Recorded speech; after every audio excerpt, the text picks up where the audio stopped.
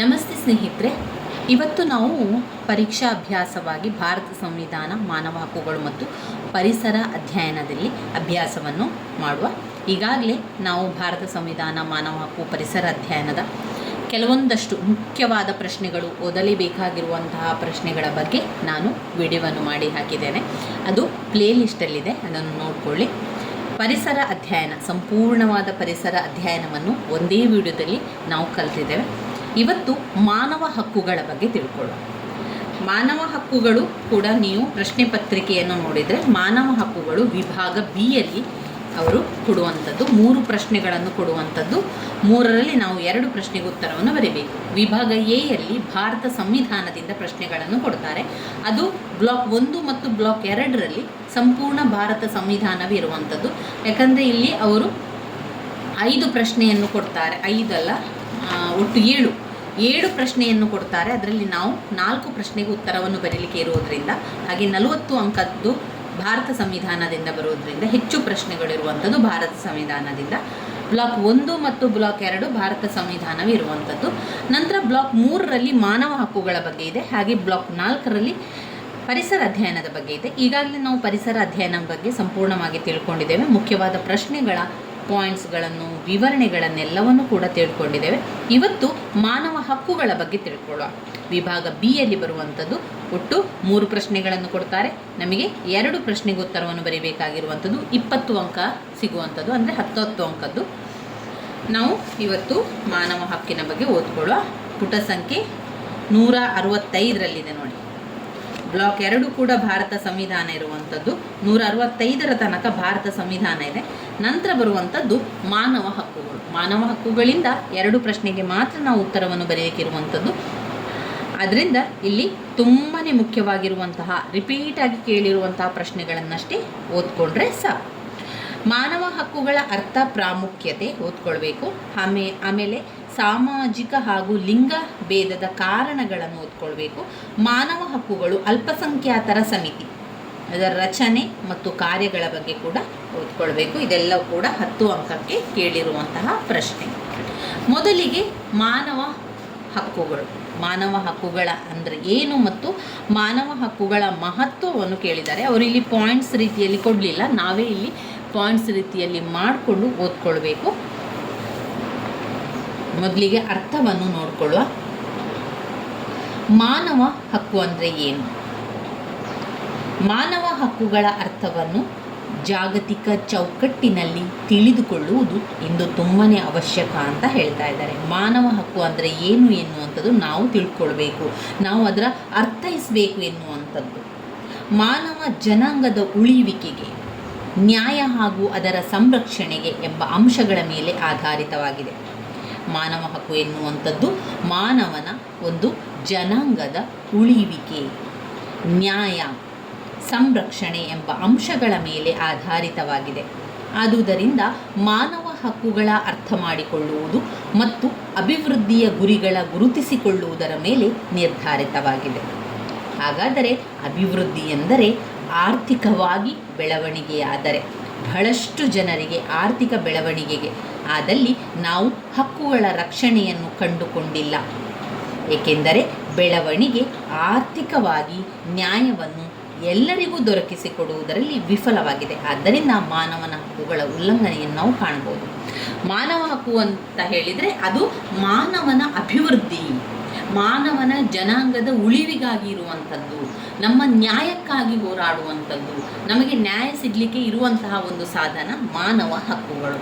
ಈ ಮಾನವ ಹಕ್ಕುಗಳ ಮಹತ್ವ ಏನು? ಒಂದು, ಆರ್ಥಿಕವಾಗಿ ನ್ಯಾಯ ದೊರಕಿಸಿಕೊಡಲಿಕ್ಕೆ. ಆರ್ಥಿಕವಾಗಿ ನಾವು ನ್ಯಾಯವನ್ನು ಪಡ್ಕೊಳ್ಬೇಕು ಅಂತಾದರೆ ಮಾನವ ಹಕ್ಕುಗಳ ಬಗ್ಗೆ ತಿಳ್ಕೊಳ್ಳುವಂಥದ್ದು. ಮಾನವ ಹಕ್ಕುಗಳು ತುಂಬಾ ಮಹತ್ವವನ್ನು ಹೊಂದಿರುವಂಥದ್ದು. ಅದು ಆರ್ಥಿಕ ನ್ಯಾಯವನ್ನು ನಮಗೆ ದೊರಕಿಸಿಕೊಡುವಂಥದ್ದು. ಅದರಿಂದ ಅದು ಮಹತ್ವವನ್ನು ಪಡೆದಿದೆ. 2ನೇ ಪಾಯಿಂಟ್, ಸಮಾನವಾಗಿ ಸಂಪನ್ಮೂಲಗಳು ಲಭ್ಯವಾಗಬೇಕು. ಈಗ ಪ್ರತಿಯೊಬ್ಬರಿಗೂ ಕೂಡ, ಈ ಒಂದು ಭೂಮಿಯಲ್ಲಿ ಹುಟ್ಟಿದಂತಹ ಪ್ರತಿಯೊಬ್ಬರ ಮನುಷ್ಯರಿಗೂ ಕೂಡ ಎಲ್ಲವನ್ನೂ ಪಡೆದುಕೊಳ್ಳುವಂತಹ ಸ್ವಾತಂತ್ರ್ಯ ಇದೆ. ಅಂದಾದಮೇಲೆ ಅಂತ ಆದಮೇಲೆ ಎಲ್ಲರಿಗೂ ಕೂಡ ಸಮಾನವಾಗಿ ನಮ್ಮ ಸಂಪನ್ಮೂಲಗಳು ಲಭ್ಯವಾಗಬೇಕು. 2ನೇ ಪಾಯಿಂಟ್, ಸಮಾನವಾಗಿ ಸಂಪನ್ಮೂಲಗಳ ಲಭ್ಯವಾಗಬೇಕು. 3, ಸಮಾನವಾಗಿ ಅವಕಾಶಗಳು ಕೂಡ ಲಭ್ಯವಾಗಬೇಕು. ಸಮಾನವಾಗಿ ಅವಕಾಶಗಳು ಲಭ್ಯವಾಗಬೇಕು. 1ನೇ ಪಾಯಿಂಟ್, ಆರ್ಥಿಕವಾಗಿ ನ್ಯಾಯವನ್ನು ಎಲ್ಲರಿಗೂ ದೊರಕಿಸಿಕೊಡುವಂಥದ್ದು. ಅದು ವಿಫಲವಾಗಿದೆ, ದೊರಕಿಸಿಕೊಡಬೇಕು. ಆ ಕಾರಣದಿಂದಾಗಿ ಅದನ್ನು ನಾವು ತಿಳ್ಕೊಳ್ಬೇಕು. 2ನೇ ಪಾಯಿಂಟ್, ಸಮಾನವಾಗಿ ಸಂಪನ್ಮೂಲಗಳು ಲಭ್ಯವಾಗಬೇಕು. 3, ಸಮಾನವಾಗಿ ಅವಕಾಶಗಳು ಲಭ್ಯವಾಗಬೇಕು. 4, ಮಾನವ ಹಕ್ಕುಗಳನ್ನು ಸುಧಾರಿಸಲು ಹಲವು ರೀತಿ ನೀತಿ ನಿಯಮಗಳನ್ನು ಜಾರಿಗೆ ತರಲಾಗುವುದು. ಮಾನವ ಹಕ್ಕುಗಳನ್ನು ನಿಯಂತ್ರಿಸಲು ರೀತಿ ನೀತಿಗಳನ್ನು ಜಾರಿಗೆ ತರಲಾಗುವುದು. ಪಾಯಿಂಟ್ ನಂಬರ್ 5, ಅವುಗಳ ಉಲ್ಲಂಘನೆಯಾದಲ್ಲಿ ರಕ್ಷಣೆ ಮಾನವ ಹಕ್ಕುಗಳ ನ್ಯಾಯಾಲಯವನ್ನು ಮಹಾಯೋಗವನ್ನು ಸ್ಥಾಪಿಸಲಾಯಿತು. ಅವುಗಳ ಉಲ್ಲಂಘನೆಯಾದಲ್ಲಿ ಅವುಗಳ ರಕ್ಷಣೆ ಮಾಡಲು ಮಾನವ ಹಕ್ಕುಗಳ ನ್ಯಾಯಾಲಯವನ್ನು ಮತ್ತು ಮಹಾ ಆಯೋಗವನ್ನು ಸ್ಥಾಪಿಸಲಾಯಿತು. ಪಾಯಿಂಟ್ ನಂಬರ್ 5, ಮಾನವ ಹಕ್ಕುಗಳ ಪರಿಸ್ಥಿತಿಗಳು ಚಿಂತಾಜನಕವಾಗಿದೆ. ಮಾನವ ಹಕ್ಕುಗಳ ಪರಿಸ್ಥಿತಿಗಳು ಚಿಂತಾಜನಕವಾಗಿದೆ. ಪಾಯಿಂಟ್ ನಂಬರ್ 6, ಜೀವನದ ಹಕ್ಕು. 7, ಜೀವನದ ರಕ್ಷಣೆಯ ಮತ್ತು ಜೀವನ ನಡೆಸುವ ಹಕ್ಕು. ಜೀವನದ ರಕ್ಷಣೆ ಮತ್ತು ಜೀವನ ನಡೆಸುವಂತಹ ಹಕ್ಕು. ಪಾಯಿಂಟ್ ನಂಬರ್ 7, ಇದು ಜನಾಂಗೀಯ ಕದನಗಳು. ಪಾಯಿಂಟ್ ನಂಬರ್ 8, ಧರ್ಮದ ಹೆಸರಿನಲ್ಲಿ ಕದನಗಳು. ಇವಿಷ್ಟು ಪಾಯಿಂಟ್ಸ್ಗಳನ್ನು ನಾವು ಮಾನವನ ಹಕ್ಕುಗಳ ಮಹತ್ವದಲ್ಲಿ ಪಡ್ಕೊಳ್ಳುವಂಥದ್ದು. ಮಾನವ ಹಕ್ಕುಗಳ ಮಹತ್ವ, 1ನೇ ಪಾಯಿಂಟ್, ಆರ್ಥಿಕವಾಗಿ ನ್ಯಾಯವನ್ನು ದೊರಕಿಸಿಕೊಡುವುದರಲ್ಲಿ ಅದು ವಿಫಲವಾಗಿದೆ. ಆದ್ದರಿಂದ ಮಾನವನ ಹಕ್ಕಿನ ಉಲ್ಲಂಘನೆಯನ್ನು ನಾವು ಕಾಣ್ಬೋದು. ಮಾನವ ಹಕ್ಕುಗಳನ್ನು ನಾವು ತಿಳ್ಕೊಳ್ಬೇಕು. ಅದರ ಮಹತ್ವ ಏನು ಅಂತ ಹೇಳಿದರೆ, ಅದು ಆರ್ಥಿಕವಾಗಿ ನ್ಯಾಯ ದೊರಕಿಸಿಕೊಡುವುದು, ಸಮಾನವಾಗಿ ಸಂಪನ್ಮೂಲಗಳ ಹಂಚಿಕೆ ಮಾಡುವಂಥದ್ದು, ಸಮಾನವಾಗಿ ಅವಕಾಶಗಳು ಲಭ್ಯವಾಗುವಂಥದ್ದು, ಮಾನವ ಹಕ್ಕುಗಳನ್ನು ಸುಧಾರಿಸಲು ಹಲವು ನೀತಿ ನಿಯಮಗಳನ್ನು ಜಾರಿಗೆ ತರುವುದು, ಅವುಗಳ ಉಲ್ಲಂಘನೆಯಾದಾಗ ಅವುಗಳನ್ನು ರಕ್ಷಿಸಿ ಮಾನವ ಹಕ್ಕುಗಳ ನ್ಯಾಯಾಲಯವನ್ನು ಮತ್ತು ಮಹಾಯೋಗವನ್ನು ಸ್ಥಾಪಿಸಲಾಗುವಂಥದ್ದು. ಮಾನವನ ಹಕ್ಕುಗಳ ಪರಿಸ್ಥಿತಿ ಚಿಂತಾಜನಕವಾಗಿದೆ. ಜೀವನದ ಹಕ್ಕು, ಜೀವದ ರಕ್ಷಣೆ ಮತ್ತು ಜೀವನ ನಡೆಸುವ ಹಕ್ಕು.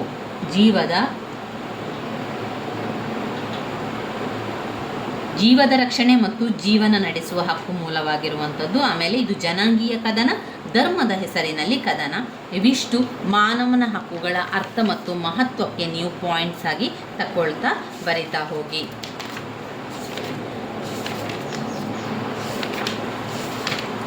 ಇನ್ಯಾವ ಪ್ರಶ್ನೆ ಬರ್ತದೆ? ಮುಖ್ಯವಾದ ಪ್ರಶ್ನೆ. ಮಾನವ ಹಕ್ಕುಗಳಿಂದ ನಮಗೆ ಕೆಲವೊಂದಷ್ಟು ಮಾತ್ರ ಮುಖ್ಯವಾದ ಪ್ರಶ್ನೆಗಳಿರುವಂಥದ್ದು, ಅವುಗಳನ್ನೇ ಓದ್ಕೊಂಡ್ರೆ ಸಾಕು. ಸಾಮಾಜಿಕ ಮತ್ತು ಲಿಂಗಭೇದ ಅಂತ ಹೇಳಿದರೆ, ಇಲ್ಲಿ ಸ್ತ್ರೀಯನ್ನು ಬೇರೆಯಾಗಿಡುವಂಥದ್ದು, ಸ್ತ್ರೀಯರಿಗೆ ಎಲ್ಲ ರೀತಿಯ ಒಂದು ಭೇದವನ್ನು ಕಲ್ಪಿಸುವಂಥದ್ದು. ಸಾಮಾಜಿಕ ಮತ್ತು ಲಿಂಗಭೇದವು ಇಂದು ಮಾನವನ ಹಕ್ಕುಗಳ ಸಮಸ್ಯೆಯಾಗಿರುವಂಥದ್ದು. ಮಾನವ ಹಕ್ಕುಗಳ ಸಮಸ್ಯೆಯೇ ಲಿಂಗಭೇದ. ಈ ಲಿಂಗಭೇದದ ಸಮಸ್ಯೆಯನ್ನು ಸಮಾಜದಿಂದ ಹೋಗಲಾಡಿಸಬೇಕಾದರೆ, ಇದಕ್ಕೆ ವಿಶೇಷವಾಗಿ ಹಕ್ಕುಗಳ ಅಡಿಯಲ್ಲಿ ರಕ್ಷಿಸಬೇಕಾದರೆ, ಅದಕ್ಕೆ ವಿಶೇಷವಾಗಿ ಹಕ್ಕುಗಳ ಬಗೆಗೆ ಅರಿವು ಮೂಡಿಸುವ ಪ್ರಕ್ರಿಯೆ ನಡೆಯಬೇಕಾಗಿದೆ.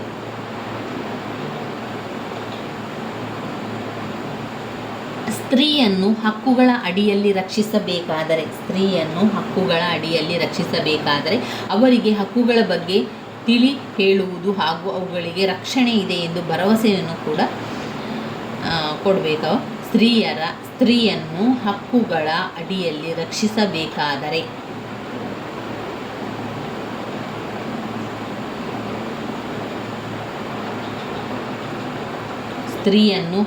ಅಡಿಯಲ್ಲಿ ರಕ್ಷಿಸಬೇಕಾದರೆ ಅವರಿಗೆ ಹಕ್ಕುಗಳ ಬಗ್ಗೆ ತಿಳುವಳಿಕೆ ಹಾಗೂ ಅವುಗಳಿಗೆ ರಕ್ಷಣೆ ಇದೆ ಎಂದು ಭರವಸೆಯನ್ನು ನೀಡಬೇಕು. ಇನ್ನು ಕೆಲವೊಂದು ಉದಾಹರಣೆಗಳ ಮೂಲಕ ಮಹಿಳೆಯ ಮಾನವ ಹಕ್ಕುಗಳು ಲಿಂಗಭೇದ ನೀತಿಯಿಂದ ಹೇಗೆ ಕಾಪಾಡಬಹುದು ಎಂದು ತಿಳಿದುಕೊಳ್ಬೋದು. ಮೊದಲನೆಯದಾಗಿ, ರಾಜ್ಯವೇ ಹೆಚ್ಚಾಗಿ ಮಹಿಳೆಯ ಹಕ್ಕುಗಳ ಉಲ್ಲಂಘನೆಯನ್ನು ಮಾಡುತ್ತಾ ಇರುವುದು. ಮಹಿಳೆಯ ಹಕ್ಕುಗಳ ಉಲ್ಲಂಘನೆಯನ್ನು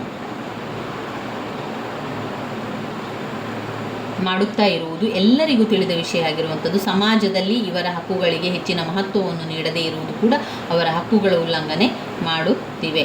ಜಾಗತಿಕವಾಗಿ ನಾವು ಮಹಿಳೆಯ ಪಾತ್ರವನ್ನು ಹೆಚ್ಚಿನದಾಗಿ ಸಂಸ್ಕೃತಿಯ ಚೌಕಟ್ಟಿನಲ್ಲಿ ನೋಡುವುದು ರೂಢಿ. ಈ ರೂಢಿ ಹಿಂದೆ ಅವರ ತಮ್ಮ ಜೀವನದ ಸಮಾಜವಾದ ಹಕ್ಕುಗಳನ್ನು ತಮ್ಮದೆಂದು ಹೇಳುವುದು ಕಷ್ಟಕರ ವಿಷಯವಾಗಿರುವ ಸಂದರ್ಭದಲ್ಲಿ ಹಕ್ಕುಗಳನ್ನು ತಮ್ಮದೆಂದು ಹೇಳುವುದು ಕಷ್ಟಕರ ವಿಷಯವಾಗಿರುವುದು.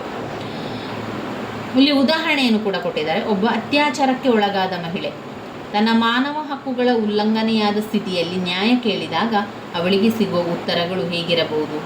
ಒಂದು, ಅತ್ಯಾಚಾರಕ್ಕೆ ಒಳಗಾದ ಮಹಿಳೆ ತನ್ನ ಜೀವನ ಮತ್ತು ಅವಮಾನಕ್ಕೆ ಒಳಗಾದ ಸ್ಥಿತಿಯಲ್ಲಿ ಮಾನಸಿಕ ಸಾಮಾಜಿಕ ನೋವುಗಳನ್ನು ಅನುಭವಿಸುತ್ತಾ ತನಗೆ ಆದ ಅನ್ಯಾಯದಿಂದ ನ್ಯಾಯ ಕೇಳಲು ಹೋದಾಗ ಅವಳಿಗೆ ನ್ಯಾಯದ ಬದಲು ಸ್ತ್ರೀ ಜಾತಿಗೆ ಬರುವ ಮಾತುಗಳು, ಚ್ಯುತಿ ಬರುವಂಥ ಮಾತುಗಳು, ಸಮುದಾಯ ಕುಟುಂಬಕ್ಕೆ ಕೆಟ್ಟ ಹೆಸರು ತಂದಿರುವವಳು ಹಾಗೂ ನಮ್ಮ ಕುಟುಂಬ ಹಾಗೂ ಸಂಸ್ಕೃತಿಗೆ ಕಪ್ಪು ಎರೆ ಬರೆದವಳು ಆದರೆ ಎಂದು ಎಷ್ಟೋ ಜನ ತಿಳಿಯುವರು ಎಂಬುದು ಯೋಚಿಸಬೇಕಾದಂತಹ ಪ್ರಶ್ನೆಯಾಗಿದೆ. ಇಂತಹ ಪರಿಸ್ಥಿತಿಗಳ ಒಬ್ಬ ಮಹಿಳೆ ಹೀಗೆ ತನ್ನ ಹಕ್ಕುಗಳಿಗೋಸ್ಕರ ಹೋರಾಡುವಳು ಎಂದು ನಮಗೆ ಉತ್ತರ ದೊರಕಬೇಕಾಗಿದೆ. ಇಲ್ಲಿ ಲಿಂಗಭೇದವನ್ನು ಮಾಡುವಂಥದ್ದನ್ನು ಸರಿಯಾಗಿ ಗಮನಿಸಬಹುದು. ಸಾಮಾಜಿಕ, ಮಾನಸಿಕ, ಆರ್ಥಿಕ, ಸಾಮಾಜಿಕ ಎಲ್ಲ ವಿಷಯಗಳು ಕೂಡ ಅದರಲ್ಲಿ ನಾವು ನೋಡ್ತಾ ಹೋಗಬೇಕು. ಎರಡನೇದಾಗಿ ಮಹಿಳೆಯ ಸ್ಥಾನಮಾನವನ್ನು ನೋಡುವಂಥದ್ದು. ಮಹಿಳೆ ತನ್ನ ಕುಟುಂಬದಲ್ಲಿ ಅವಳ ಮೇಲೆ ಅವಲಂಬಿತರಾದವರನ್ನು ನೋಡಿಕೊಳ್ಳುವ ಸಂಪೂರ್ಣ ಹೊಣೆಗಾರಿಕೆಯನ್ನು ಹೊಂದಿರುವಂಥದ್ದು ಎಲ್ಲಿಯ ನ್ಯಾಯ? ಅದರ ಪರಿಣಾಮ ಮಹಿಳೆಯರು ಸ್ವಂತ ಜೀವನಕ್ಕೆ, ಅವರ ಬದುಕಿನ ಆಸೆ ಆಮಿಷಗಳಿಗೆ ಹೆಚ್ಚಿನ ಒತ್ತನ್ನು ನೀಡದೆ ಇರುವುದು ಕೂಡ ಅವರ ಜೀವನದ ಹಕ್ಕಿನ ಪ್ರಶ್ನೆಯಾಗಿದೆ.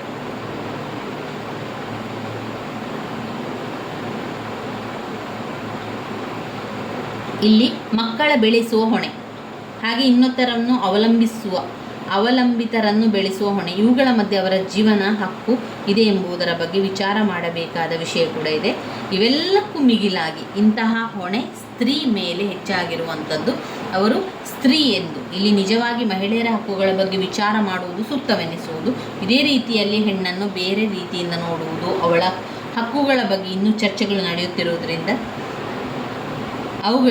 ಇವುಗಳಿಗೆ ಹಲವು ಧಾರ್ಮಿಕ ಪುಸ್ತಕಗಳ ವಿಶೇಷಣೆಯ ಬೆಂಬಲವಾಗಿರುವ ಸ್ಥಿತಿಯಲ್ಲಿ ಮಹಿಳೆಯ ಹಕ್ಕುಗಳು ಪ್ರಶ್ನೆ ನಿಜವಾಗಿಯೂ ಚರ್ಚಾಸ್ಪದವಾಗಿದೆ. ಈ ಚರ್ಚೆಗಳು ಲಿಂಗಭೇದ ನೀತಿಗಳಿಗೆ ಅಡ್ಡಿಯಲ್ಲಿ ನಿಂತು ಚರ್ಚಿಸುವುದು ಸೂಕ್ತವೆನಿಸುವಂಥದ್ದು. ಇಷ್ಟು ಸಾಮಾಜಿಕ ಲಿಂಗಭೇದ. ಅಂದರೆ ಲಿಂಗಭೇದ ಅಂತ ಬಂದಾಗ ಒಟ್ಟು ತಾರತಮ್ಯ ಮಾಡ್ತಾ ಇದ್ದಾರೆ. ಗಂಡು ಮತ್ತು ಹೆಣ್ಣು ಯಾವುದೇ ಒಂದು ಕೆಲಸ ಇರ್ಬೋದು. ಈಗ ಆ ಒಂದು ಕಲ್ಲನ್ನು ತೆಗೆದುಕೊಂಡು ಹೋಗೋದು, ಹೊರುವಂಥ ಕೆಲಸ ಅದು ಗಂಡಸರಿಗಿರುವಂಥ ಕೆಲಸ, ಮನೆ ಕೆಲಸಗಳನ್ನು ಮಾಡೋದು ಅದು ಹೆಂಗಸರಿಗೆ ಇರುವಂಥ ಕೆಲಸ. ಈ ರೀತಿ ತಾರತಮ್ಯವನ್ನು ಮಾಡ್ತಾನೆ ಬಂದಿದ್ದಾರೆ ನಮ್ಮ ಸಮಾಜದಲ್ಲಿ. ಮೊದಲಿನಿಂದಲೂ ಕೂಡ ಈ ರೀತಿಯ ಒಂದು ತಾರತಮ್ಯವನ್ನು ಮಾಡುವಂಥದ್ದನ್ನು ಕಾಣಬಹುದು. ಇವಿಷ್ಟು ಸಾಮಾಜಿಕ ಮತ್ತು ಲಿಂಗಭೇದಕ್ಕಾಯಿತು.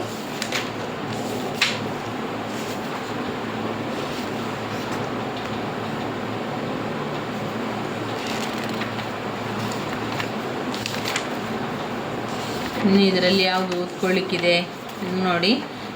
ನಾಗರಿಕ ಹಕ್ಕುಗಳಿಗಾಗಿ PUCL, ಆಮೇಲೆ ಪ್ರಜಾಪ್ರಭುತ್ವದ ಹಕ್ಕುಗಳಿಗಾಗಿ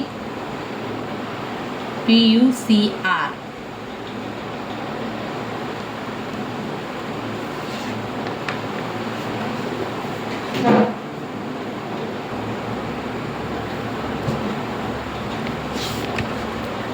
ಇನ್ನು ಘಟಕ 17ರಲ್ಲಿ ನಾಗರಿಕ ಹಕ್ಕುಗಳಿಗಾಗಿ ಜನರ ಸಂಘಟನೆ, ಪ್ರಜಾಪ್ರಭುತ್ವ ಹಕ್ಕುಗಳಿಗಾಗಿ ಜನರ ಸಂಘಟನೆ.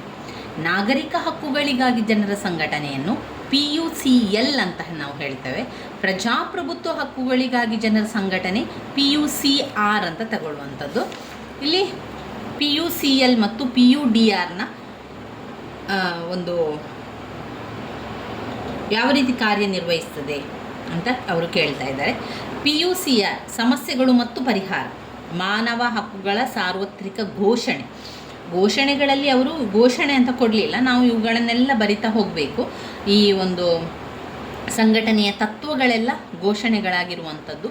ಮಾನವ ಹಕ್ಕುಗಳ ಸಾರ್ವತ್ರಿಕ ಘೋಷಣೆ UDR. PUCL ಮತ್ತು PUDR ಅನ್ನು ಪ್ರಜಾಪ್ರಭುತ್ವವನ್ನು ಎಚ್ಚರದಿಂದ ನೋಡುವ ಅಥವಾ ಪ್ರಜಾಪ್ರಭುತ್ವವನ್ನು ಕಾಯ್ದುಕೊಳ್ಳುವ ಸಂಘಟನೆ ಅಂತ ಹೇಳಲಾಗಿದೆ. PUCR ಇರ್ಬೋದು, PUDR ಇರ್ಬೋದು. ಪ್ರಜಾಪ್ರಭುತ್ವದ ಒಂದು ಹಕ್ಕುಗಳ ಏನು ಹೇಳ್ತೇವೆ, ಪ್ರಜಾಪ್ರಭುತ್ವದ ಹಕ್ಕು ಅಥವಾ ನಾಗರಿಕ ಹಕ್ಕು. ಈ ನಾಗರಿಕ ಹಕ್ಕು ಹಾಗೆ ಪ್ರಜಾಪ್ರಭುತ್ವ ಹಕ್ಕು ಎರಡೂ ಕೂಡ ಪ್ರಜಾಪ್ರಭುತ್ವವನ್ನು ನೋಡಿಕೊಳ್ಳುವಂಥದ್ದು ಅಥವಾ ಅವುಗಳನ್ನು ಕಾಯ್ದುಕೊಳ್ಳುವಂತಹ ಒಂದು ಸಂಘಟನೆಯಾಗಿರುವಂಥದ್ದೇ ಇದು. ಸಾಮಾನ್ಯ ನಾಗರಿಕರ ಸ್ವಾತಂತ್ರ್ಯಕ್ಕೆ ಧಕ್ಕೆ ಬರುವ ವಿಚಾರದಲ್ಲಿ ನಮಗೆ, ನಾಗರಿಕರು ಅಂದರೆ ನಾವು ಸಾಮಾನ್ಯ ನಾಗರಿಕರ ಸ್ವಾತಂತ್ರ್ಯಕ್ಕೆ ಧಕ್ಕೆ ಬರುವಾಗ ಆ ಒಂದು ವಿಚಾರದಲ್ಲಿ ಆ ವ್ಯಕ್ತಿಗತವಾದ ಹಕ್ಕು, ಗುಂಪಿನ ಹಕ್ಕುಗಳು ಇವುಗಳಿಗೆ ಧಕ್ಕೆ ಬಂದಾಗ ಸಹ PUCL ಮತ್ತು PUDR ವಿಷಯವನ್ನು ಸಂಪೂರ್ಣ ಗ್ರಹಿಸಿ ಅದರ ಮೂಲಕ ಕಾರ್ಯೋನ್ಮುಖವಾಗುವಂಥದ್ದು, ಅದು ಕೆಲಸವನ್ನು ಮಾಡಿ ಆ ಒಂದು ರಕ್ಷಣೆ ಹಕ್ಕನ್ನು ಕೊಡುವಂಥದ್ದು. ರಾಜಕೀಯ ಪಕ್ಷವು ಗುಂಪು ಚಟುವಟಿಕೆಗಳಲ್ಲಿ ತಮ್ಮನ್ನು ತೊಡಗಿಸಿಕೊಂಡಂತೆ ಕಾರ್ಯನಿರ್ವಹಿಸುವ ಈ ಸಂಘಟನೆಗಳು ರಾಜಕೀಯೇತರ ಕಾರ್ಯಗಳಲ್ಲಿ ಮಾತ್ರ ತಮ್ಮನ್ನು ತಾವು ತೊಡಗಿಸಿಕೊಳ್ಳುತ್ತದೆ. ಅದು ಒಂದು ಸಂಘಟನೆ ನಾಗರಿಕ ಹಕ್ಕನ್ನು ರಕ್ಷಿಸುವಂಥದ್ದು, ಪ್ರಜಾಪ್ರಭುತ್ವ ನೋಡಿಕೊಳ್ಳುವಂಥದ್ದು, ಪ್ರಜಾಪ್ರಭುತ್ವವನ್ನು ಕಾಯ್ದುಕೊಳ್ಳುವಂಥದ್ದು, ಇದೆಲ್ಲ ಕೂಡ ಅದರ ಕೆಲಸ. ಯಾವುದೇ ಒಂದು ಚಟುವಟಿಕೆಯನ್ನು ಹಮ್ಮಿಕೊಳ್ಳುವ ಮೊದಲು ಆ ಘಟನೆಯು ಯಾವ ರೀತಿಯ ಚಟುವಟಿಕೆಯಿಂದ ಪ್ರಜಾಪ್ರಭುತ್ವದ ನಾಗರಿಕ ಹಕ್ಕಿಗೆ ಬಂದಿರುವ ಧಕ್ಕೆಯನ್ನು ಸರಿಪಡಿಸಬಹುದೆಂದು ತಿಳಿದುಕೊಂಡು ನಂತರ ಅವಶ್ಯಕತೆ ಬಿದ್ದಾಗ ಅದರ ದೊಡ್ಡ ಪ್ರಮಾಣದ ಹೋರಾಟವನ್ನು ಮಾಡುವಂಥದ್ದು. ಆರಂಭದಲ್ಲಿ ಯಾವ ರೀತಿ ಇದೆ, ಆ ಹಕ್ಕನ್ನು ಯಾವ ರೀತಿ ಪಡೆಯುವಂಥದ್ದು, ಆ ಹಕ್ಕನ್ನು ಪಡೀಲಿಕ್ಕೆ ಸಾಧ್ಯವೇ ಎನ್ನುವಂಥದ್ದು ನೋಡಿಕೊಳ್ತದೆ. ನಂತರ ಒಂದು ವೇಳೆ ಆ ಹಕ್ಕನ್ನು ಪಡೀಲಿಕ್ಕೆ ಸಾಧ್ಯ ಇಲ್ಲ, ಅದನ್ನು ನೇರವಾಗಿ ಪಡ್ಕೊಳ್ಳಿಕ್ಕೆ ಆಗ್ತಾ ಇಲ್ಲ ಅಂತಾದರೆ ದೊಡ್ಡ ಪ್ರಮಾಣದ ಒಂದು ಹೋರಾಟವನ್ನು ಮಾಡುವಂಥದ್ದು. ದೊಡ್ಡ ಪ್ರಮಾಣದ ಹೋರಾಟಕ್ಕೆ ಸಜ್ಜಾಗುವಂಥದ್ದು ಇದೆಯಲ್ಲ, ಅದು ರಾಜ್ಯ ಹಾಗೂ ರಾಷ್ಟ್ರ ಮಟ್ಟದಲ್ಲಿ ಸಂಘಟಿತರಾಗಿ ಚಳುವಳಿ ಹೋರಾಟ ನಡೆಸ್ತಾರೆ. ರಾಜ್ಯ ಹಾಗೂ ರಾಷ್ಟ್ರ ಮಟ್ಟದಲ್ಲಿ ಎಲ್ಲ ಗುಂಪುಗಳೊಂದಿಗೆ ಹಾಗೂ ಸಮಹಿತಾಸಕ್ತಿ ಗುಂಪುಗಳೊಂದಿಗೆ ಒಡಂಬಡಿಕೆ ಇರುವ ಈ ಸಂಘಟನೆ ಅವಶ್ಯಕತೆ ಇದ್ದಲ್ಲಿ ಎಲ್ಲರನ್ನೂ ಕೂಡ ಹೋರಾಟಕ್ಕೆ ಅಣಿಗೊಳಿಸ್ತದೆ. PUCL ಈ ರೀತಿ ಸಂಘಟನೆಯಲ್ಲಿ PUDRಗಿಂತ ಅದು ಬಲಿಷ್ಠವಾಗಿರುವಂಥದ್ದು. PUCL ಇದೆಯಲ್ಲ, ಅದು PUDRಗಿಂತ ಬಲಿಷ್ಠವಾಗಿರುವಂಥದ್ದು. ಈ ರೀತಿಯ ಸಂಘಟಿತ ಸ್ವಯಂ ಕಾರ್ಯಪ್ರವೃತ್ತರಾದ ಈ ಸಂಘಟನೆಗಳು ಸಾಧಾರಣವಾಗಿ ಅಭಿವೃದ್ಧಿಪರ ರಾಷ್ಟ್ರಗಳಲ್ಲಿ ಎಚ್ಚರಿಕೆಯಿಂದ ಕಾರ್ಯವನ್ನು ನಿರ್ವಹಿಸುತ್ತದೆ.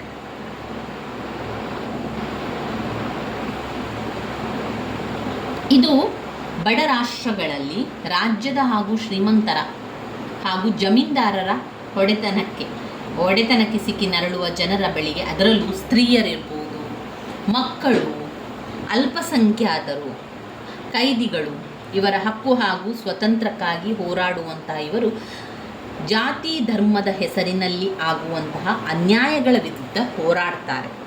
ಅಂತೆಯೇ ದೊಡ್ಡ ಸಮಸ್ಯೆಗಳಾದ ಪತ್ರಿಕಾ ಸ್ವಾತಂತ್ರ್ಯ, ಸಂವಹನ ಮಾಧ್ಯಮಗಳ ಸ್ವಾತಂತ್ರ್ಯ, ನ್ಯಾಯಾಂಗ ಸ್ವಾತಂತ್ರ್ಯ ಇವುಗಳಿಗಾಗಿ ಹೋರಾಟದಲ್ಲಿ ಅವರು ತೊಡಗಿಕೊಳ್ತಾರೆ. ಯಾರು? PUCL ಮತ್ತು PUDR ಎನ್ನುವಂತಹ ಸಂಘಟನೆ. ಅಂದರೆ ನಮ್ಮ ಯಾವುದೇ ಒಂದು ಹಕ್ಕು ಏನಾದರೂ ಆಯಿತು ಅಂತಾದರೆ ಅದಕ್ಕೆ ಹೋರಾಟಕ್ಕೆ ಅದು ನಿಲ್ತದೆ, ನಮಗೆ ಹಕ್ಕನ್ನು ತೆಗೆಸಿಕೊಡ್ತದೆ, ನಮ್ಮ ರಕ್ಷಣೆಯನ್ನು ಮಾಡ್ತದೆ, ನಮಗೆ ಬೇಕಾದ ಹಕ್ಕುಗಳನ್ನು ಅದು ಆ ಸಮಸ್ಯೆಗಳನ್ನು ನೋಡಿಕೊಂಡು ಆ ಸಮಸ್ಯೆಗಳನ್ನು ಪರಿಹಾರವನ್ನು ಮಾಡಿಕೊಡುವಂತಹ ಕೆಲಸ ಕಾರ್ಯಗಳನ್ನು ಮಾಡುವಂಥದ್ದು ಈ PUCL ಮತ್ತು PUDR. ಇವರು ಮಾನವ ಹಕ್ಕು ಹಾಗೂ ನಾಗರಿಕ ಸ್ವಾತಂತ್ರ್ಯದ ನಡುವೆ ಹೆಚ್ಚಿನ ವ್ಯತ್ಯಾಸ ಗುರುತಿಸುವುದಿಲ್ಲ. ಹೀಗಾಗಿ ಇವರ ಹೋರಾಟ ಕೇವಲ ಹಕ್ಕು ಸ್ವಾತಂತ್ರ್ಯದ ಚರ್ಚೆಗಳಿಗೆ ಮಾತ್ರ ಮೀಸಲಾಗಿರುವುದಿಲ್ಲವೆಂದು ತಿಳಿಯಬಹುದು.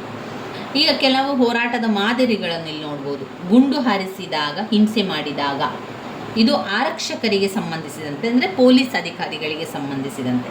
ಜೈಲಿನಲ್ಲಿ ಅಥವಾ ಠಾಣೆಯಲ್ಲಿ ಸತ್ತಾಗ, ಗುಂಡಿಟ್ಟುಕೊಂಡಾಗ, ಪ್ರಜಾಪ್ರಭುತ್ವ ಹೋರಾಟ ನಡೆದಾಗ, ಹಿತಾಸಕ್ತಿ ಗುಂಪುಗಳೊಂದಿಗೆ ಆರಕ್ಷಕರು ಸೇರಿದಾಗ, ಜಾತಿ ಕೋಮು ಗಲಭೆಯಾದಾಗ, IPC, CRPC ಇವುಗಳ ದುರ್ಬಳಕೆ ಆದಾಗ, ಜೈಲು ಹಾಗೂ ಠಾಣೆಯಲ್ಲಿ ಸತ್ತಾಗ, ಹಾಕಿಕೊಟ್ಟ ನೀತಿ ಸಂಹಿತೆಯಂತೆ ಇವರು ಕಾರ್ಯಾಚರಣೆ ಮಾಡಿದ್ದಾರೆ ಇಲ್ಲವೆಂಬುದನ್ನು NHRC ಹಾಗೂ ಉಚ್ಚ ನ್ಯಾಯಾಲಯಕ್ಕೆ ಮಾಹಿತಿ ಒದಗಿಸುವ ಕೆಲಸ. ರಾಜಕೀಯ ಕೈದಿಗಳ ವಿಚಾರದಲ್ಲಿ ಕಾನೂನಾತ್ಮಕವಾಗಿ ಅವರನ್ನು ಠಾಣೆಗೆ ಒಯ್ಯದೆ ಮಾನವ ಹಕ್ಕುಗಳ ಉಲ್ಲಂಘನೆಯಾದಲ್ಲಿ ತೀರ್ಮಾನವಾಗದೇ ಉಳಿದ ಕೇಸುಗಳಲ್ಲಿ.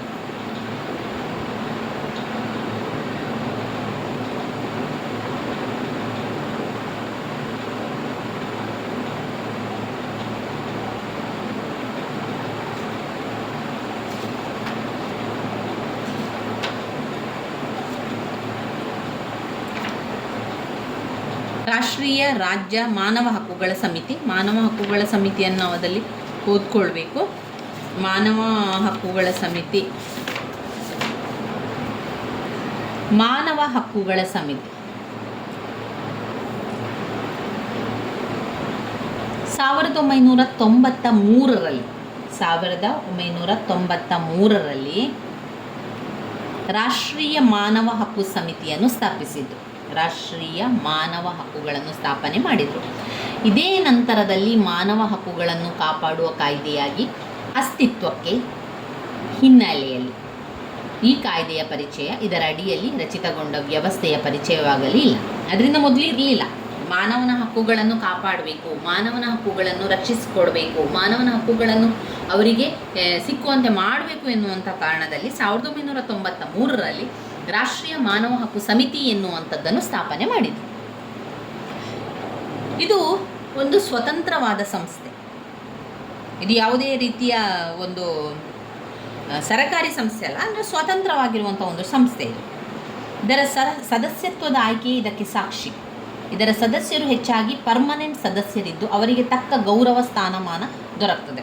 ಸ್ವತಂತ್ರವಾಗಿರುವಂತಹ ಸಂಸ್ಥೆ ಅಂದರೆ ಸರ್ಕಾರದಿಂದಲೇ ಎಲ್ಲವನ್ನು ಕೊಡುವಂಥದ್ದು, ಸರ್ಕಾರದಿಂದ ಎಲ್ಲ ವೆಚ್ಚವನ್ನು ನೋಡಿಕೊಳ್ಳುವಂಥದ್ದು. ಸರಕಾರಿ ಅಧಿಕಾರಿಗಳೇ ಇದರಲ್ಲಿ ಸದಸ್ಯರಾಗಿರ್ತಾರೆ. ಸರಕಾರಿ ಅಧಿಕಾರಿಗಳು ಅಂದರೆ ಪರ್ಮನೆಂಟ್ ಸದಸ್ಯರು, ಇವರಿಗೆ ತಕ್ಕ ಗೌರವ ಸ್ಥಾನಮಾನವನ್ನು ದೊರಕುತ್ತದೆ. ಹಾಗೆಯೇ ಇದರ ಸಿಬ್ಬಂದಿಗಳು ಕೂಡ ಆರ್ಥಿಕ ಸ್ವಾಯತ್ತತೆ ಸಹ ಇದೆ. ಇದರ ರಚನೆ ಮತ್ತು ಕಾಯ್ದೆಗಳ ಪ್ರಕಾರ ಈ ಸಮಿತಿಯಲ್ಲಿ ಯಾರಿದ್ದಾರೆ? ಈ ಸಮಿತಿಯಲ್ಲಿ ನ್ಯಾಯಾಧೀಶರು, ಸುಪ್ರೀಂ ಕೋರ್ಟಿನ ನ್ಯಾಯಾಧೀಶರು ಇದರ ಅಧ್ಯಕ್ಷರು. ಮಾನವ ಹಕ್ಕುಗಳ ಸಮಿತಿಯ ಅಧ್ಯಕ್ಷರು ಯಾರು? ಸುಪ್ರೀಂ ಕೋರ್ಟ್ನ ನ್ಯಾಯಾಧೀಶರು ಮಾನವ ಹಕ್ಕುಗಳ ಸಮಿತಿಯ ಅಧ್ಯಕ್ಷರಾಗಿರ್ತಾರೆ. ಯಾವಾಗ? ನಿವೃತ್ತಿಯಾದ ನಂತರ. ಅವರು ಅಧಿಕಾರದಲ್ಲಿರುವಾಗಲ್ಲ, ಅಧಿಕಾರದಿಂದ ನಿವೃತ್ತಿ ಹೊಂದಿದ ನಂತರ ಸುಪ್ರೀಂ ಕೋರ್ಟಿನ ನ್ಯಾಯಾಧೀಶರು ಮಾನವ ಹಕ್ಕುಗಳ ಸಮಿತಿಯ ಅಧ್ಯಕ್ಷರಾಗಿರುತ್ತಾರೆ. ಸುಪ್ರೀಂ ಕೋರ್ಟ್ನ ನ್ಯಾಯಾಧೀಶರಾಗಿ ಕಾರ್ಯನಿರ್ವಹಿಸಿದವರು ಸದಸ್ಯರಾಗಿ ಕೆಲಸ ಮಾಡ್ತಾರೆ. ಇಬ್ಬರು ಮಾನವ ಹಕ್ಕಿನ ಪ್ರಾಯೋಗಿಕ ಅನುಭವವನ್ನು ಹೊಂದಿರುವವರು ಎರಡೂ ಸ್ಥಾನಕ್ಕೆ ಸಹ ಸದಸ್ಯ ಸ್ಥಾನಕ್ಕೆ ಆಯ್ಕೆಯಾಗ್ತಾರೆ. ಇದಲ್ಲದೆ ಈಗಾಗಲೇ ಬೇರೆ ಅಧಿಕಾರದಲ್ಲಿರುವವರು ಸಹ ಅದರ ಸ್ಥಾನದ ಫಲವಾಗಿ ಅದರ ಸದಸ್ಯತ್ವವನ್ನು ಹೊಂದಿರ್ತಾರೆ. ಒಂದು ಅಧ್ಯಕ್ಷರು, ಅಲ್ಪಸಂಖ್ಯಾತರ ಸಮಿತಿ ಮತ್ತು ಮಂಡಳಿಗೆ ಅಧ್ಯಕ್ಷರಾಗಿರುತ್ತಾರೆ. ಪರಿಶಿಷ್ಟ ಜಾತಿ ಪರಿಶಿಷ್ಟ ಪಂಗಡದ ರಾಷ್ಟ್ರೀಯ ಮಂಡಳಿಯ ಅಧ್ಯಕ್ಷರು. 3 ರಾಷ್ಟ್ರೀಯ ಸ್ತ್ರೀ ಸಮಿತಿ ಮಂಡಳಿಯ ಅಧ್ಯಕ್ಷರು ಮತ್ತು ಇದರ ಸದಸ್ಯರು. ಭಾರತ ಸರ್ಕಾರದ ಕಾರ್ಯದರ್ಶಿಯ ಮಟ್ಟದ ಅಧಿಕಾರಿ ಈ ಆಯೋಗದ ಸೆಕ್ರೆಟರಿ ಜನರಲ್ ಆಗಿದ್ದು ಈ ಸಮಿತಿ ಅಥವಾ ಮಂಡಳಿಯ ಮುಖ್ಯ ಕಾರ್ಯನಿರ್ವಾಹಕರಾಗಿ ಕಾರ್ಯನಿರ್ವಹಿಸ್ತಾರೆ. ಇದರ ಪ್ರಮುಖ ಕಚೇರಿ ಎಲ್ಲಿದೆ? ಇದರ ಪ್ರಮುಖ ಕಚೇರಿ ಡೆಲ್ಲಿಯಲ್ಲಿದೆ.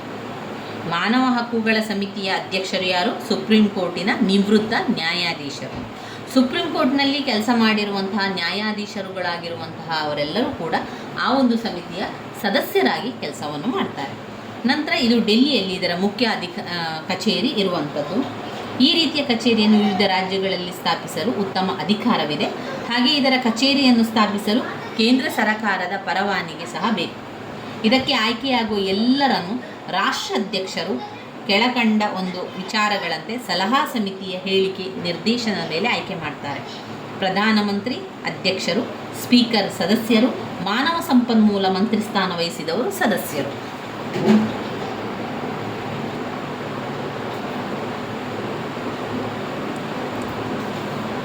ಇದರ ಅಧ್ಯಕ್ಷ ಪ್ರಧಾನಮಂತ್ರಿ, ಸದಸ್ಯರು ಸ್ಪೀಕರ್, ಆಮೇಲೆ ಮಾನವ ಸಂಪನ್ಮೂಲ ಮಂತ್ರಿ ಸ್ಥಾನ ವಹಿಸಿದ್ದವರು ಸದಸ್ಯರು. ಈ ಇಬ್ಬರೂ ಸದಸ್ಯರು ಪ್ರತಿ ಅಥವಾ ವಿರೋಧ ಪಕ್ಷದ ನಾಯಕ ಸದಸ್ಯರು, ಎರಡೂ ಮನೆಯವರು ಕೂಡ ರಾಜ್ಯಗಳ ಸಮಿತಿಯ ಡೆಪ್ಯೂಟಿ ಅಧ್ಯಕ್ಷ ಸದಸ್ಯರು. ಆದರೆ ಆಯೋಗಕ್ಕೆ ಯಾವ ರಾಜ್ಯದ ಯಾವುದೇ ಉಚ್ಚ ನ್ಯಾಯಾಲಯದ ನ್ಯಾಯಾಧೀಶರನ್ನು ಆಯ್ಕೆ ಮಾಡುವಾಗ ಹಾಲಿ ಉಚ್ಚ ನ್ಯಾಯಾಲಯದ ನ್ಯಾಯಾಧೀಶರಾಗಿ ಕಾರ್ಯನಿರ್ವಹಿಸುತ್ತಿರುವ ನ್ಯಾಯಾಧೀಶರೊಂದಿಗೆ ಚರ್ಚಿಸದೆ ಯಾರನ್ನು ಈ ಸಮಿತಿಗೆ ಆಯ್ಕೆ ಮಾಡುವುದಿಲ್ಲ. ಯಾವುದೇ ಸದಸ್ಯನಾಗಿ ನೇಮಕಾತಿ ಹೊಂದಿದವರನ್ನು ಕೇವಲ ಎಲ್ಲ ರೀತಿಯಿಂದ ಸಾಕ್ಷಿಪೂರ್ವಕವಾಗಿ ತಪ್ಪು ನಡವಳಿಕೆಯಿಂದ ಸಿಕ್ಕಿಬಿದ್ದವರನ್ನು ರಾಷ್ಟ್ರಾಧ್ಯಕ್ಷರ ಸ್ಥಾನದಿಂದ ತೆರವುಗೊಳಿಸಬಹುದು. ಈ ಬಗ್ಗೆ ಉಚ್ಚ ನ್ಯಾಯಾಲಯವು ತನಿಖೆ ನಡೆಸಿ ತನ್ನ ವರದಿಯನ್ನು ಸಲ್ಲಿಸಿರಬೇಕು. ಈ ಅಧ್ಯಕ್ಷ ಹಾಗೂ ಸದಸ್ಯರ ಕಾಲಾವಧಿ 5 ವರ್ಷಗಳು ಮಾತ್ರ. ಆ ವ್ಯಕ್ತಿ 70 ವರ್ಷಗಳನ್ನು ಕಾಣುವವರೆಗೆ ಇದರಿಂದ ನಿರ್ಗಮಿಸಿ ಯಾರೇ ಆಗಲಿ ಕೇಂದ್ರ ಅಥವಾ ರಾಜ್ಯ ಯಾವುದೇ ಸ್ಥಾನಮಾನಗಳನ್ನು ಪಡೆದುಕೊಳ್ಳಲು ಅನರ್ಹರಾಗುತ್ತಾರೆ. ಇದೇ ರೀತಿ ಕಾನೂನಿನ ಪ್ರಕಾರವಾಗಿರುವಂಥದ್ದು ಈ ಸಮಿತಿಯ ಕಾರ್ಯ ಮುಂದುವರಿಯಲು ಇವರಿಗೆ ಅಗತ್ಯವಾಗಿ ಬೇಕಾಗುವ ಆರಕ್ಷಕ ಸಹಾಯವನ್ನು DGP direct general of police DGP ಅವರು ನೀಡಬೇಕಾಗುತ್ತದೆ.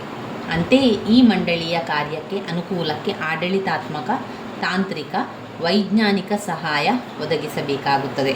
ಅಂತೆಯೇ ಅದರ ಕಾಯ್ದೆ ಸೆಕ್ಷನ್ 2 ಪ್ರಕಾರ ಇದಕ್ಕೆ ಭಾರತದ ಯಾವುದೇ ನ್ಯಾಯಾಲಯದಲ್ಲಿ ಹಾಗೂ ಅಂತಾರಾಷ್ಟ್ರೀಯ ಒಡಂಬಡಿಕೆಯ ಪ್ರಕಾರ ತಿಳಿಸಿರುವ ಎಲ್ಲ ಕಾರ್ಯಗಳನ್ನು ಇದು ಎಸಗಬೇಕಾಗಿದೆ. ಅದು ಯಾವ ಕಾರ್ಯಗಳನ್ನೆಲ್ಲ ಮಾಡಬೇಕಾಗಿದೆ ಎನ್ನುವಂಥದ್ದನ್ನು ಅವರು ಕೊಟ್ಟಿದ್ದಾರೆ. 1. ಮಾನವ ಹಕ್ಕುಗಳ ಉಲ್ಲಂಘನೆ ಆದಲ್ಲಿ. 2. ಸಾರ್ವಜನಿಕ ಅಧಿಕಾರಿಯೊಬ್ಬ ಮಾನವ ಹಕ್ಕುಗಳನ್ನು ಕಡೆಗಣಿಸಿದ್ದಲ್ಲಿ. 3. ಯಾವುದೇ ನ್ಯಾಯಾಲಯದಲ್ಲಿ ತೀರ್ಮಾನವಾಗದೇ ಉಳಿದಿರುವ ಮಾನವ ಹಕ್ಕಿಗೆ ಸಂಬಂಧಿಸಿದ ಕೇಸುಗಳನ್ನು ಆ ನ್ಯಾಯಾಲಯದ ಒಪ್ಪಿಗೆಯೊಂದಿಗೆ ಬಗೆಹರಿಸಲು ಪ್ರಯತ್ನಿಸುವುದು. 4. ಯಾವುದೇ ಜೈಲಿಗೆ ಅಥವಾ ರಾಜ್ಯದಲ್ಲಿನ ನಿಯಂತ್ರಣದಲ್ಲಿರುವ ಸಂಸ್ಥೆಗಳಿಗೆ ರಾಜ್ಯದ ಪರವಾನಗಿಯೊಂದಿಗೆ ಭೇಟಿ ನೀಡುವುದು. 5. ಮಾನವ ಹಕ್ಕು ಉಲ್ಲಂಘನೆಯಾಗದಂತೆ ಸಂವಿಧಾನದ ಬಾಹಿರ ಚಟುವಟಿಕೆ, ಭಯೋತ್ಪಾದನೆ, ಇತರೆ ಚಟುವಟಿಕೆಗಳಿಂದ ತಡೆಯುವುದು. 6. ಇಂತಹ ಉಲ್ಲಂಘನೆಯಾದಾಗ ತಡೆಯಾಗಿ ಕಾನೂನು ಬಳಕೆ ಮಾಡುವುದು. 7. ಅಂತಾರಾಷ್ಟ್ರೀಯ ಒಡಂಬಡಿಕೆಗಳನ್ನು ಆಚರಣೆಗೆ ತರುವಲ್ಲಿ ಸಹಾಯವೆನಿಸುವುದು. 8. ಈ ನಿಟ್ಟಿನಲ್ಲಿ ಸಂಶೋಧನಾ ಕಾರ್ಯವನ್ನು ಕೈಗೊಳ್ಳುವುದು. 9. ಮಾನವ ಹಕ್ಕುಗಳ ಬಗ್ಗೆ ಪ್ರಜ್ಞೆ ನೀಡುವುದು, ಜ್ಞಾನ ನೀಡುವುದು. ಈ ನಿಟ್ಟಿನಲ್ಲಿ ಪ್ರಕಾಶನ, ಪ್ರಕಟಣೆ, ಸಂವಹನ ಮಾಧ್ಯಮದ ಬಳಕೆ ಹಾಗೂ ಇತರೆ ಮಾಧ್ಯಮಗಳ ಬಳಕೆಯನ್ನು ಬಳಸುವುದು. 10. ಸರ್ಕಾರೇತರ ಸಂಘಟನೆಗಳ ಕಾರ್ಯನಿರ್ವಹಣೆಯಲ್ಲಿ ಸಹಾಯವೆಸಗುವುದು. 11. ಮಾನವ ಹಕ್ಕುಗಳ ಬೆಳವಣಿಗೆಗೆ ಸಹಾಯವೆಸಗುವುದು. ಇವೇ ಮುಂತಾದವು. ಯಾವುದೇ ಲಿಖಿತ ದೂರವಾಣಿ, ಯಾವುದೇ ಭಾಷೆಯಲ್ಲಿ ಅಥವಾ ಇನ್ಯಾವುದೇ ಟೆಲಿಗ್ರಾಫ್, ಫ್ಯಾಕ್ಸ್ ಮೂಲಕ ಬಂದಂತಹ ಕಂಪ್ಲೇಂಟ್ಗಳನ್ನು ಇವರು ಪುರಸ್ಕರಿಸುತ್ತಾರೆ. ಅಂತೆಯೇ ವರ್ಷ ಕಳೆದ ನಂತರದಲ್ಲಿ ಕಂಪ್ಲೇಂಟ್ ನೀಡಿದರೆ ನ್ಯಾಯಾಲಯದಲ್ಲಿ ತೀರ್ಮಾನವಾಗದಂತಹ, ಇನ್ನೂ ದೊರಕದೇ ಇರುವಂತಹ, ಹೆಸರು ವಿಳಾಸವಿಲ್ಲದ ಸುಳ್ಳು ಪತ್ರ, ಕಂಪ್ಲೇಂಟ್ಸ್, ಕೇವಲ ಕಾರಣವಿಲ್ಲದೆ ನೀಡಿರುವ ದೂರು, ಸರ್ವಿಸ್ ವಿಚಾರಕ್ಕೆ ಸಂಬಂಧಿಸಿದ ದೂರು, ಇವುಗಳನ್ನು ಇದು ಗಣನೆಗೆ ತೆಗೆದುಕೊಳ್ಳುವುದಿಲ್ಲ. ಆದರೆ ಯಾವುದೇ ವಿಚಾರಣೆ ನಡೆಸುವ ಸಂದರ್ಭದಲ್ಲಿ ನಾಗರಿಕ ನ್ಯಾಯಾಲಯ ಎಲ್ಲ ಅಧಿಕಾರಗಳನ್ನು ಬಳಸಬಹುದಾಗಿದೆ ಅಂತ ಹೇಳ್ತಾ ಇದ್ದಾರೆ. ಇಲ್ಲಿ ಅವರು ತಮ್ಮ ಕೆಲಸಗಳಿಗೆ ತಮ್ಮದೇ ಆದಂತಹ ಸಿಬ್ಬಂದಿಗಳನ್ನು, ತಮ್ಮಲ್ಲಿರುವಂತಹ ಯಾರು ಸಿಬ್ಬಂದಿ ವರ್ಗದವರಿದ್ದಾರೆ ಅವರನ್ನು ಈ ಕೆಲಸಗಳಿಗೆಲ್ಲ ಅದು ಬಳಸ್ಕೊಳ್ತದೆ. ಅಷ್ಟೇ ಅಲ್ಲದೆ ಇನ್ನೂ ಹೆಚ್ಚಿನ ಕೆಲಸಗಳಿಗೆ ಜನ ಬೇಕು ಅಂತಾದರೆ ಅವರೇನು ಮಾಡ್ತಾರೆ, ತಮ್ಮ ಅಧಿಕಾರ ವರ್ಗದ ಸಹಾಯವನ್ನು ಕೂಡ ಅದು ಪಡೆದುಕೊಳ್ತದೆ. ಈ ರೀತಿಯಾಗಿ ಅದು ಕಾರ್ಯವನ್ನೆಲ್ಲ ಮಾಡ್ತಾನೆ ಹೋಗ್ತದೆ. ಮಾನವನ ಹಕ್ಕಿನ ಒಳಿತಿಗಾಗಿ ಕೇಂದ್ರ ಮತ್ತು ರಾಜ್ಯ ಸರ್ಕಾರಗಳನ್ನು ಅಥವಾ ಅವರಿಗೆ ಸಂಬಂಧಿಸಿದ ಯಾವುದೇ ಅಧಿಕಾರಿಯನ್ನು ಬರಮಾಡಿಕೊಳ್ಳಬಹುದು. ಅವರಿಗೆ ಬೇಕಾದಾಗ ವಿಚಾರಣೆ ನಡೆಸಿ ಅವರಿಗೆ ಬೇಕಾದಾಗ ಅಧಿಕಾರಿಯನ್ನು ಪಡೆದುಕೊಳ್ಳುವಂಥ ಅವಕಾಶ ಕೂಡ ಇದೆ. ನಂತರದಲ್ಲಿ ಆ ಕಾಲಾವಕಾಶದಲ್ಲಿ ರಾಜ್ಯ ಕೇಂದ್ರ ಕಾರ್ಯನಿರ್ವಹಿಸಿದ್ದಲ್ಲಿ ಈ ಮಂಡಳಿಯೇ ಅದನ್ನು ಅವಕಾಶವನ್ನು ಕೊಡುವಂಥದ್ದು. ಆ ಒಂದು ವಿಚಾರದಲ್ಲಿ ಅದು ಕೆಲವೊಂದು ಕೆಲಸಗಳನ್ನು ಮಾಡ್ತದೆ. ಏನೆಲ್ಲ ಮಾಡ್ತದೆ ಅಂತ ಹೇಳಿದರೆ, ಮಾನವ ಹಕ್ಕಿನ ಉಲ್ಲಂಘನೆಯಾದ ಸಂದರ್ಭದಲ್ಲಿ ಸರಕಾರಿ ನೌಕರರಿಂದ ಈ ಉಲ್ಲಂಘನೆಯಾದಲ್ಲಿ ಅವರ ವಿರುದ್ಧ ಸರಕಾರದ ವತಿಯಿಂದ ತನಿಖೆ ನಡೆಸಲು ಆದೇಶ ನೀಡುವುದು. ಹೈಕೋರ್ಟ್ ಹಾಗೂ ಸುಪ್ರೀಂ ಕೋರ್ಟ್ ಮೊರೆ ಹೊಕ್ಕು ಆದೇಶ ನಿರ್ದೇಶನ ತಂದುಕೊಡುವುದು. ಮಾನವನ ಹಕ್ಕಿನ ಉಲ್ಲಂಘನೆಯಿಂದ ತೊಂದರೆಗೊಳಗಾದ ಜನರಿಗೆ ಸರಕಾರದಿಂದ ಕೂಡಲೇ ಪರಿಹಾರ ಕೊಡಿಸುವುದು. ಮೊಕದ್ದಮೆ ದಾಖಲಿಸಿದ ವ್ಯಕ್ತಿ ಬೇಡಿದ ಪತ್ರಗಳನ್ನು ನೀಡಲು ಸಹಕಾರ ಮಾಡುವುದು. ಮಂಡಳಿಯು ನಡೆಸಿದ ತನಿಖಾ ವರದಿಗಳನ್ನು ಪ್ರಕಟಣೆ ಮಾಡುವುದು. ಇದರಂತೆಯೇ ಸೈನ್ ಅಥವಾ ಪೊಲೀಸ್ ಸಶಸ್ತ್ರ ಪಡೆಗಳಿಂದಾದ ಅನ್ಯಾಯಗಳನ್ನು ತೊಡೆದುಹಾಕಲು, ಮಾನವ ಹಕ್ಕಿನ ಉಲ್ಲಂಘನೆಯನ್ನು ತಡೆಯಲು ತನ್ನದಕ್ಕೆ 1. ಕೇಂದ್ರ ಸರ್ಕಾರದಿಂದ ವರದಿ ಪಡೆಯುವುದು, ಪಡೆದ ನಂತರ ಅದು ತನಿಖೆ ನಡೆಸಬಹುದು ಅಥವಾ ಕೇಂದ್ರ ಸರ್ಕಾರ ತನಿಖೆ ನಡೆಸಲು ಶಿಫಾರಸು ಮಾಡಬಹುದು. ಕೇಂದ್ರ ಸರ್ಕಾರ ಈ ನಿಟ್ಟಿನಲ್ಲಿ ತೆಗೆದುಕೊಂಡ ವರದಿಯ ಬಗ್ಗೆ 3 ತಿಂಗಳಲ್ಲಿ ತಿಳಿಸಬೇಕು.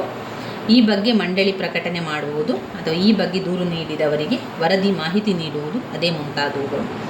ಅದೇ ರೀತಿ ವಿಶೇಷ ವರದಿಗಳನ್ನು ವಾರ್ಷಿಕ ವರದಿಯಲ್ಲಿ ನೀಡಬಹುದು. ಮಾನವನ ಹಕ್ಕುಗಳ ರಾಜ್ಯ ಆಯೋಗ ರಾಜ್ಯದ ಮುಖ್ಯಮಂತ್ರಿ ಅಧ್ಯಕ್ಷ, ರಾಜ್ಯದ ಸ್ಪೀಕರ್ ಸದಸ್ಯರು, ಗೃಹ ಮಂತ್ರಿ ಸದಸ್ಯರು, ರಾಜ್ಯ ವಿಧಾನಸಭೆಯ ವಿರೋಧ ಪಕ್ಷ ನಾಯಕರು ಸದಸ್ಯರಾಗಿರ್ತಾರೆ.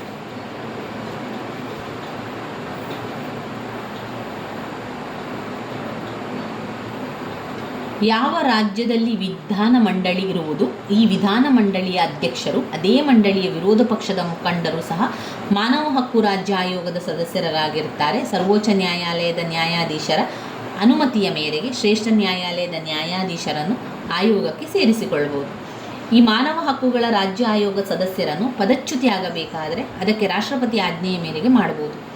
ರಾಷ್ಟ್ರೀಯ ಆಯೋಗದಲ್ಲಿರುವ ನೀತಿ ನಿಯಮಗಳಿಗನುಸಾರವಾಗಿ ಪದಚ್ಯುತಿ ಕಾರ್ಯವನ್ನು ನಡೆಸಬಹುದು.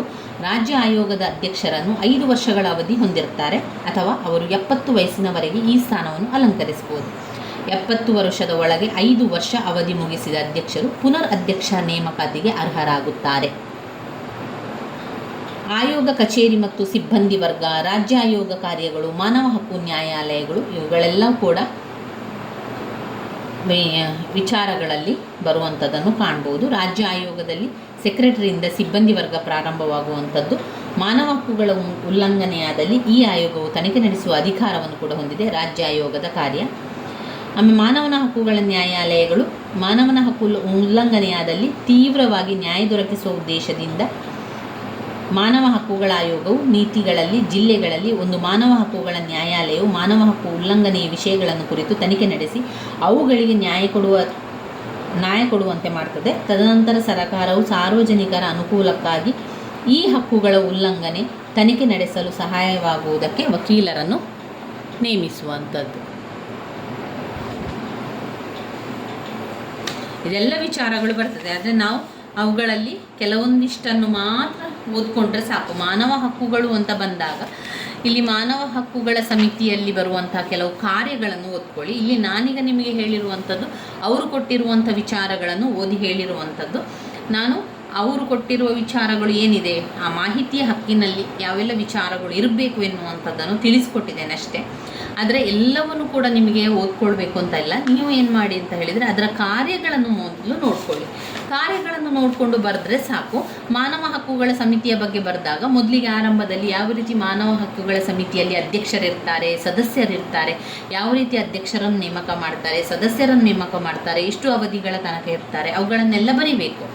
ಅದಾದ ನಂತರ ಮಾನವ ಹಕ್ಕುಗಳ ಸಮಿತಿಯ ಕಾರ್ಯಗಳನ್ನು ಬರಿಬೇಕು. ಅದು ಮಾನವ ಹಕ್ಕು ಉಲ್ಲಂಘನೆಗೆ ಆದಲ್ಲಿ ಅದು ಬೇಕು. ಇನ್ನು ಸಾರ್ವಜನಿಕ ಅಧಿಕಾರಿಯೊಬ್ಬ ಮಾನವ ಹಕ್ಕುಗಳನ್ನು ಕಡೆಗಣಿಸಿದ್ದಲ್ಲಿ ಬೇಕು. ಈ ರೀತಿಯ ಕಾರ್ಯಗಳು ಯಾಕೆ ಮಾನವ ಹಕ್ಕುಗಳ ಸಮಿತಿ ಅವಶ್ಯಕತೆ ಬೀಳ್ತದೆ ಎನ್ನುವಂಥ ವಿಚಾರವನ್ನು ಬರೆದ್ರೆ ಸಾಕು. ನಂತರ ಇರುವಂಥ ವಿಚಾರಗಳೆಲ್ಲವೂ ಕೂಡ ಅವರು ಯಾರು ಸದಸ್ಯರಾಗಿರ್ತಾರೆ, ಸದಸ್ಯರೇನು ಮಾಡ್ತಾರೆ, ನಂತರ ಅಲ್ಲಿ ಆ ಒಂದು ಮಂಡಳಿಯ ಕಾರ್ಯ ಏನು, ಅದೆಲ್ಲ ಸಣ್ಣದಾಗಿ ಕೊಟ್ಟಿದ್ದಾರೆ. ಇದೆಲ್ಲ ಒಮ್ಮೆ ನಮಗೆ ಗೊತ್ತಿರಲಿ ಎನ್ನುವ ಕಾರಣದಿಂದಾಗಿ ಮಾತ್ರ ನಾನು ನಿಮಗೆ ಹೇಳಿರುವಂಥದ್ದು. ಇವಿಷ್ಟು ವಿಚಾರಗಳು ನಮ್ಮ ಮಾನವ ಹಕ್ಕುಗಳಿಂದ ನಾವು ಓದ್ಕೊಂಡಿರುವಂಥದ್ದು.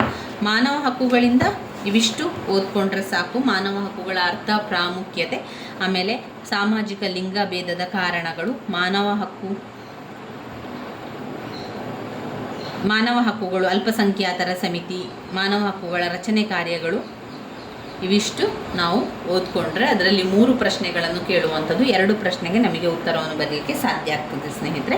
ಇವಿಷ್ಟು ಮಾನವ ಹಕ್ಕುಗಳಿಂದ ನಾವು ಪರೀಕ್ಷೆಗಾಗಿ ಅಭ್ಯಾಸವನ್ನು ಮಾಡಿರುವಂಥದ್ದು. ಇನ್ನು ಮುಂದಿನ ವಿಡಿಯೋದಲ್ಲಿ ನಾವು ಸಂಪೂರ್ಣವಾಗಿ ಭಾರತ ಸಂವಿಧಾನದ ಬಗ್ಗೆ ಕೂಡ ತಿಳ್ಕೊಳ್ಳುವ. ನನ್ನ ವಿಡಿಯೋಸ್ ಎಲ್ಲ ನಿಮಗೆ ಇಷ್ಟ ಆಗಿದ್ದರೆ ಲೈಕ್ ಕೊಡಿ, ಶೇರ್ ಮಾಡಿ, ಸಬ್ಸ್ಕ್ರೈಬ್ ಮಾಡಲಿಕ್ಕೆ ಮರಿಬೇಡಿ ಸ್ನೇಹಿತರೆ. ಧನ್ಯವಾದಗಳು.